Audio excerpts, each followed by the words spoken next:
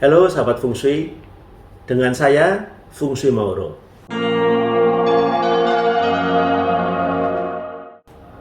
Kali ini kita akan menjawab pertanyaan kapan kita memerlukan Feng Shui, kapan kita menggunakan Feng Shui.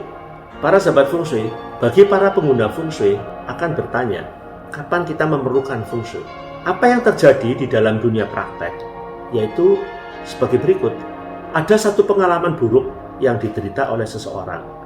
Misalnya saja, satu keluarga pindah di rumah baru.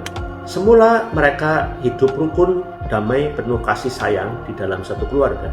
Tetapi setelah mereka pindah di rumah baru itu, di dalam waktu 1 tahun, terjadi banyak hal yang merubah apa yang pernah mereka alami ketika tinggal di rumah yang lama. Mereka mulai bersih tegang, saling bertengkar, saling berteriak satu dengan yang lain. Ada perasaan tidak menyukai antara satu anggota keluarga dengan anggota keluarga yang lain. Sehingga mereka mulai bertanya, apa yang salah? Apakah memang rumah itu membawa pengaruh terhadap hal tersebut? Contoh lain juga ada yang serupa itu, yaitu ketika seseorang keluarga tinggal pada satu rumah lama, kemudian mereka mempunyai dana lebih banyak, punya income lebih tinggi, lalu membangun rumah baru atau membeli rumah baru. Dan ketika mereka tinggal di rumah baru itu, tiba-tiba mereka bergiliran sakit, bahkan sampai diopname. Anak, ibunya, ayahnya, atau mungkin kakek dan neneknya yang juga tinggal di situ, secara bergiliran dalam 1 tahun atau 2 tahun, terus-menerus ada yang sakit. Lalu mereka bertanya, apakah fungsi rumah saya itu salah? Tentu saja mereka lalu baru terpikir untuk menggunakan jasa Feng Shui dari seorang ahli. Teman-teman sekalian, tentu saja hal ini tidak salah, hanya sama dengan di dalam dunia kesehatan. Misalnya orang sakit lalu berkonsultasi kepada dokter, itu memang hal yang wajar ya. Setelah terjadi sesuatu, wajar baru bertanya. Itu kita sebut tindakan kuratif. Setelah ada masalah, baru diselidiki masalah itu apa dan ingin dipecahkan masalah itu. Padahal di dalam Feng Shui tidak harus seperti itu. Sebelum hal-hal buruk terjadi pada kita, sebaiknya kita recheck apakah rumah kita memang bagus fungsinya. Sebelum sesuatu hal yang buruk terjadi, kita tertipu, usaha kita tidak sukses, belajar tidak sukses juga, dan sebagainya. Hubungan dengan masyarakat sekeliling kita menjadi buruk, dan banyak hal-hal lain yang bisa terjadi akibat dari salah Feng Shui. Sebaiknya kita sudah mencoba melakukan cek dan recheck. Jadi tidak perlu menunggu sampai hal buruk terjadi baru kita gunakan Feng Shui. Sahabat sekalian, tentu saja kalau kita bisa melakukan tindakan yang bersifat preventif, yaitu menjaga, berikhtiar sebelum hal buruk itu terjadi, dengan sendirinya lebih menguntungkan daripada sesuatu hal yang sudah terjadi itu dan buruk. Sahabat sekalian, tentu di dalam hal Feng Shui, kita lihat ini dari kacamata pengguna Feng Shui. Bagi pengguna Feng Shui yang sudah biasa menggunakan jasa Feng Shui, tentunya orang akan melakukan evaluasi Feng Shui sebelum menempati rumah baru, atau bahkan sebelum ia akan merenovasi rumah sehingga bentuknya berbeda daripada rumah yang lama. Tetapi bagi sebagian orang mungkin melakukan konsultasi Feng Shui justru setelah hal-hal yang bersifat kemalangan menimpa. Tentu saja ini kurang tepat. Ini dari kacamata pengguna.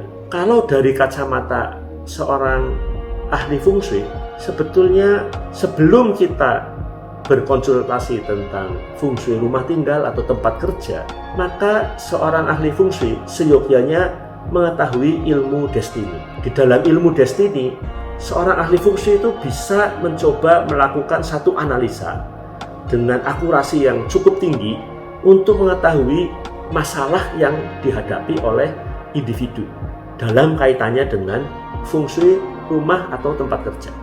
Analisa yang dilakukan biasanya mengidentifikasi persoalan yang mungkin dialami atau akan dialami atau berpotensi akan dialami oleh seorang individu. Umumnya masalah yang disebutkan itu digolongkan menjadi 3 pokok utama. Yang kita sebut adalah health, yaitu kesehatan. Apakah seseorang mempunyai kecenderungan mudah sakit? Itu bisa diteliti dari tanggal lahir orang tersebut. Pokok yang kedua yaitu adalah wealth atau kemakmuran. Jadi akan terlihat dari suatu analisa destiny yang menggunakan tanggal lahir orang, kita bisa ketahui apakah akan ada masalah-masalah yang dialami ketika orang ini sudah mulai berkarir, bekerja, dan bahkan berbisnis. Pokok yang ketiga adalah berkaitan dengan happiness atau kebahagiaan. Sudah terlihat di dalam tanggal lahir itu, kalau kita gunakan analisa destiny, orang ini mungkin sudah terlihat misalnya kurang happy, hubungan mungkin dengan pasangannya kurang harmonis. Di dalam keluarga mungkin juga ada suatu persoalan, atau seseorang mungkin ada kesulitan di dalam umpamanya mendapat keturunan atau bahkan mendapat pasangan.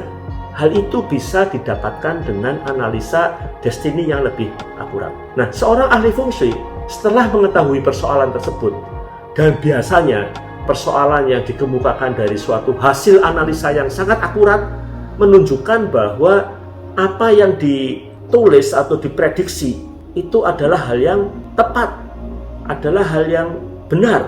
Dari situ barulah kita merasa memerlukan feng shui. Jadi feng shui sebetulnya ibaratnya itu sebagai pharmacy atau medicine atau obat atau suatu upaya untuk mengatasi masalah yang masuk ke dalam ketiga kategori pokok utama tadi.